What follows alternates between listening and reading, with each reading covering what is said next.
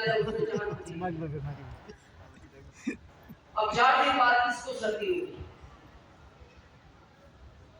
अच्छा, आदमी इतना सचेत भी नहीं है भारत में। चलो सर्दी होगी तो रुमाल रुमाल नहीं करता, यूं कर लेता है, यूं कर लेता है, वो जैसे उसकी चमड़ी वैसे कर लेता, गिलास उठा लेता।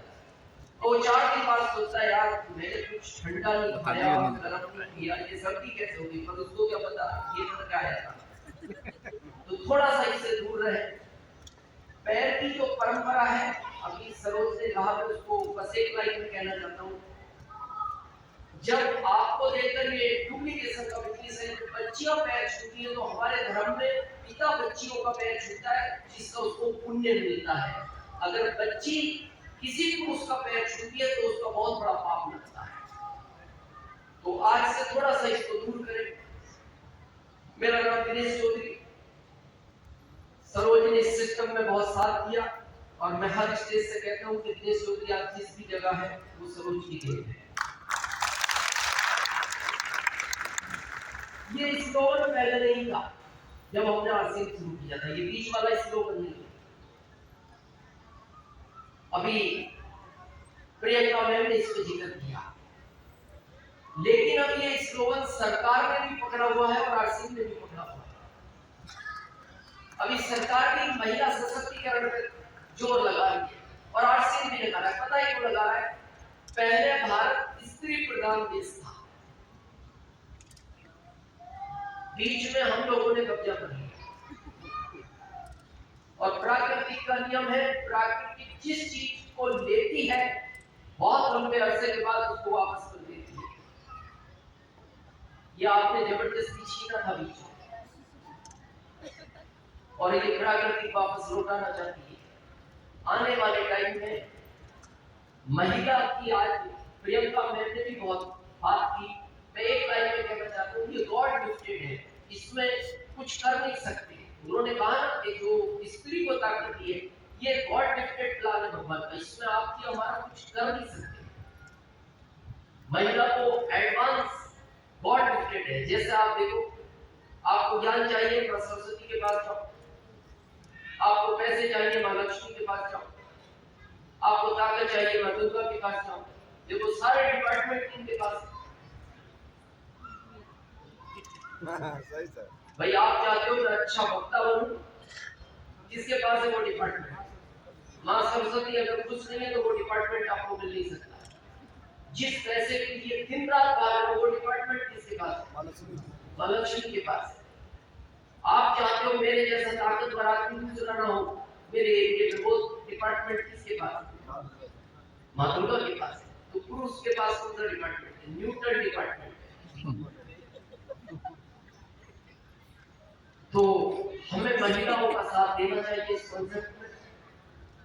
आज मैं जिन दिनों को सेलिब्रेट करने वाला हूं, ये वो मुकाम होता है एक लाइन में समझना कि आरसीएम क्यों करना चाहिए।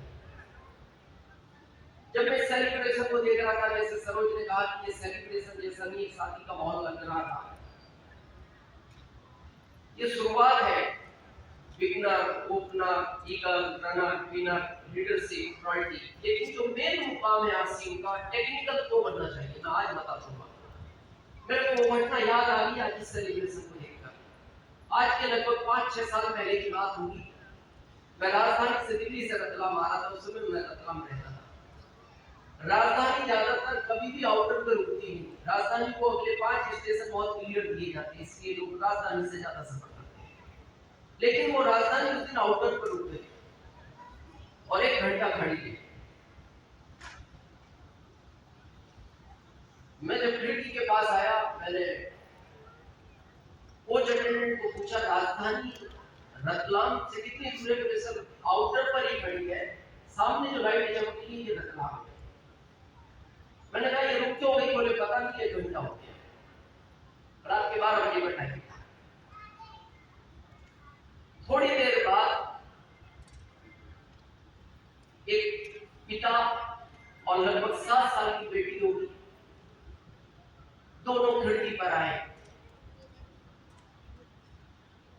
तो उस बेटी ने पिता को पूछा, पापा ट्रेन रुक क्यों गई? बोले बेटा पता नहीं। कितनी देर में टीटी आया? तो उस पिता ने टीटी को पूछा, सर ट्रेन क्यों रुक गई? तो टीटी का जवाब था, इंजन फेल हो गया। बोले और? बोले रेलवे कोई दूसरे इंजन की व्यवस्था करेंगे, थोड़ी देर में हम स्टेशन पहुंच जाएंगे। अब वो 7 साल की बेटी का सवाल सुना, शायद आपको समझ में आएगा आरसी क्यों करना चाहिए। उस 7 साल की बेटी ने अपने पिता से पूछा, पापा इंजन फेल कैसे हो गया? वो तो बच्ची। पिता ने कहा, बेटा दिल्ली से ये इंजन 20 डब्बों को खींच कर आ रहा है, ये 20 डब्बे फ्री है, पूरी ताकत इस इंजन की, शायद यहाँ आके वो ताकत नहीं बची, ये फेल हो गया। अब उन्होंने सिंपल वे में अपनी बेटी को समझाना चाहा। तो उस बेटी ने कहा, क्या पापा ये डब्बे अपनी मर्जी से नहीं पहुंच सकते स्टेशन? पापा बोलते नहीं, इंजन के बगैर नहीं पहुंच सकते। दिल्ली से भी इंजन लेकर आया है, स्टेशन तक भी यही लेकर जाएगा, और ये ट्रेन आगे बॉम्बे जाएगी, ये इंजन ही उनको लेकर जाएगा। पापा फेल क्यों हो जाता है इंजन? बेटा मेहनत ज्यादा करता है। तो उस बेटी का फिर सवाल सुन, पापा हमारे घर में आप भी तो बहुत मेहनत करते हो, लेकिन आप कभी फेल मत हो जाए।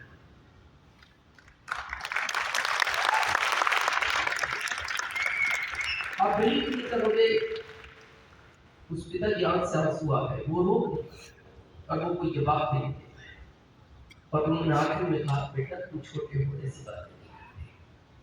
फिर उसने कहा, पापा आप फेल थे। भारत में रोज 400 से 500 लोग फेल होते हैं, जो सुबह घर से निकलते हैं अपनी पत्नी से लेकर, अपने बच्चों से लेकर, अपने माता पिता से लेकर, और पत्नी को बोल के आते, ध्यान रखना माता पिता का, टाइम पे दवाई देते, उनको शुगर की बीमारी है। बच्चों को बोल के आते हैं, बेटा मम्मी के पास काम बहुत रहता है, परेशान नहीं करना बात, मैं जल्दी घर वापस आऊंगा। माता पिता को बोल के आते हैं, आप टाइम पर सो जाना, आज हो सकता है मैं थोड़ा लेट हूं, लेकिन सैकड़ों लोग वापस घर नहीं पहुंचते हैं, सैकड़ों लोग। मैं इसीलिए आरसी पे गर्व करता हूं, आप किसी भी प्रोफेशन में जाओ, यहाँ जब मैंने सुना द्वारिका से आए बहुत बड़े बड़े पैसे वाले लोग, उद्योगपति, या कोई डॉक्टर है, इंजीनियर है, प्रोफेसर है, अच्छे अच्छे जॉब में। नंदराव जी हमारे अलवर से, जिनके घर में लगभग 3 लाख रुपए गवर्नमेंट की सैलरी है। बस एक चीज का ध्यान रखना, जिस दिन फेल हो गए उस परिवार का कौन जिम्मेदार है? बस आरसी मुझसे ये बात, ये हमारे टीम में जानकारी सतीश करनी।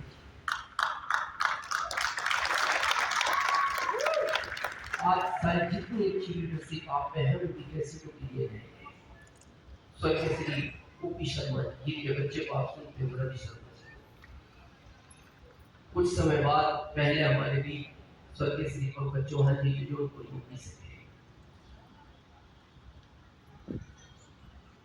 अभी मैं रात होटल में काउंसलिंग कर रहा था इन लोगों के साथ, भवानी शंकर जी थे, अशोक भाई थे, अमृत भाई थे, भगवती जी थे, सुशांत जी थे, विजय मोरे जी थे, विजय चौधरी जी थे, चंदू भाई थे, अंकुर बच्चा था, टेक्निकल आज उसका सेलिब्रेट करेंगे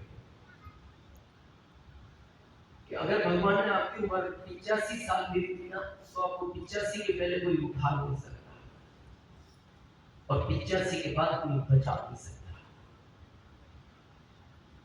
मैं उनको एक घटना सुना रहा था, मैं दिल्ली गया था, दिल्ली रुका हुआ था होटल में, मेरी मीटिंग थी अगले दिन दिल्ली, और उस होटल के सामने एलिवेशन बनना था, बांस का स्ट्रक्चर बना हुआ था, 8वीं मंजिल से एक मजदूर गिरा, बांस में इधर टकराया, इधर टकराया, इधर टकराया, टकराते टकराते वो नीचे आया, 2-3 मिनट वो लेटा रहा, और मेरे को तो देख के लग गया था, सब लोग कह रहे थे बोले अब बचेगा नहीं, 8वीं मंजिल से गिरा, बांसों में टकराता टकराता टकराता टकराता नीचे आया, 2 मिनट बाद इतने लोग उसके पास तक पहुंचे भी नहीं, खड़ा हुआ, अपने आप को झाड़ा और फिर देखने लगा मैं गिरा कहां से हूं। इसका मतलब उसका समय उसने नहीं लिखा था। लेकिन अब ये ताजी घटना आरसी में हुई, बहुत दुखद घटना है।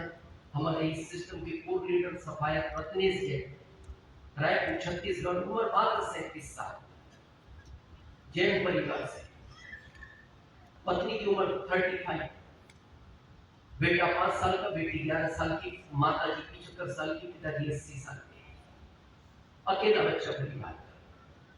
अपने गुरु महाराज को लेने जा रहे थे, कार पार्किंग में लगा के बाहर आए और एक बाइक से 3 बच्चे आ रहे थे। बाइक बहुत ज्यादा स्पीड पे नहीं, 30-35 पे थी।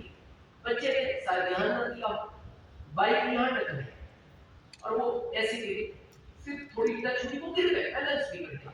ये हिस्सा सड़क पे लगा, बेहोश हो गए, हॉस्पिटल ले गए। अगले दिन डॉक्टर ने कह दिया ये नहीं बच पाए। एक वो 8वीं मंजिल से गिरा, कुछ नहीं हुआ, क्योंकि उसने जो समय लिखा है उसको बदल नहीं सकता। बस प्रश्न ये है कि आज अगर रत्नेश जैन जी या पंकज चौहान जी या ओपी शर्मा जी, इस वक्त श्री सतीश पंडित जी इस सिस्टम में ना होते, किसी अच्छे प्रोफेशन में होते, भगवान ना करे ये घटना घट गई, जो घट गई हमारे साथ भी घटती है, डेली घटती है, उस परिवार का जिम्मेदार कौन है? लेकिन गर्व करना चाहिए आरसीएफ में, रत्नेश जैन जी के 1 महीने के बाद कंपनी से फोन गया उनकी मिसेस को, और कंपनी ने कहा बहुत दुख के साथ कहना पड़ रहा है, हमने एक अच्छे जिम्मेदार व्यक्ति को खो दिया, इसका आरसीएफ पूरे परिवार को दुख है, लेकिन जो होना था वो हो चुका है। आप अपना ध्यान रखो, परिवार का ध्यान रखो, आरसीएफ आपके साथ है, आप अपने पेपर्स मेल करो कंपनी को, क्योंकि कंपनी अगले महीने आपको सफाया बनाना है। और अगले महीने कंपनी ने उनकी पत्नी को सफाया घोषित किया, और जो 7 लाख के आसपास की इनकम रत्नेश जैन जी को जाती थी, आज उनकी मिसेस को हर महीने जाती है। इसलिए आरसीएफ का कोई टेक्निकल है। तो आज अभी भवानी शंकर जी अशोक भाई ने कहा, देखो हम एक तरह बुलाए हुए बाराती हैं,